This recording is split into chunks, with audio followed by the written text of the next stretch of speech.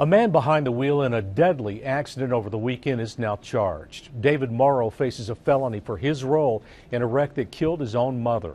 News 13's John Lee is live for us in Arden. John, they say that he was under the influence when this crash happened, right?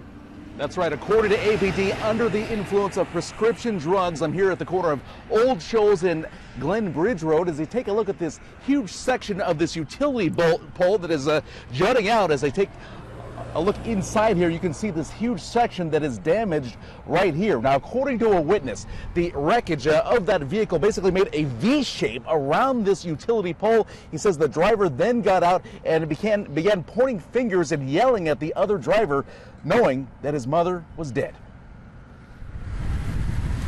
It was pretty scary. At this street corner, there are still pieces of the picture The side of the road, right? a witness wishes he could unsee. This must be from the fender. Friday night off Glen Bridge Road, the crash happened right in front of Stallings Collision Center. It was definitely not a pretty sight to see. Bryan Rivera says a truck collided with a car which went airborne and smashed into a pole. They were coming this way.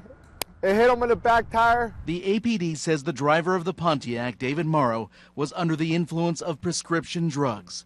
Stunned after realizing his mother in the passenger seat was gone. Sue Morrow was 81. Bryan says David was despondent. He was asking the other driver in the middle of his crying, "Did you kill my mom? Did you kill my mom?" Blaming someone else. So that was pretty tough on me to actually witness that. So Miss Morrow, unfortunately, took the brunt of the collision. Asheville police say David had no one to blame but himself. He's charged with aggravated felony death.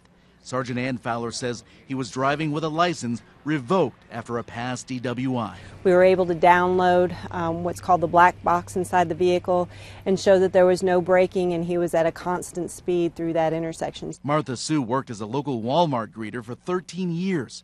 Her sister tells us she was a selfless person who loved people. A long life cut short in an instant. It was pretty nerve-wracking. What you witness can haunt you. Everything, like the whole picture. And sometimes what you see with your own eyes touches a nerve. I couldn't really sleep that night. I was crying at the scene and also throwing up just because, like, if that was my mom. APD says that Mrs. Morrow had a history of problems with her son. In fact, they say at one point he threatened physical harm to his mother. Live here in Arden, John Lee, News 13.